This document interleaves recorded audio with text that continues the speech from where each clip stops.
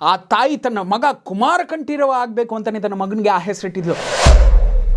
ಮೊದಲನೇ ಹೆಂಡತಿ ನಿಜವಾದ ಜಯಶ್ರೀ ಆದರೆ ಎರಡನೇ ಹೆಂಡತಿ ಅವನಿಗೆ ಆಗಿತ್ತು. ತಂದೆ ಎಲ್ಲಿ ಹೋಗ್ತಾನೆ, ತಂದೆ ಏನು ಮಾಡ್ತಾನೆ ಅಂತ ಮನೆ ಮಗನಿಗೆ ಗೊತ್ತಿರಬೇಕು, ಅವನಿಗೆ ಅದು ಗೊತ್ತಿರಲಿಲ್ಲ. ಇನ್ನೇನ್ರಿ ಮಾಡ್ತಿರ್ತೀರಾ ನೀವು? ದನ ಕಾಯ್ತಿರ್ತೀರಾ? ರಕ್ತಪಾತ ರಕ್ತಪಾತ ರಕ್ತಪಾತ ಇದು ಸತತವಾಗಿ 6 ದಿವಸದಿಂದ ನಡೀತಾ ಬರ್ತಾ ಇದೆ.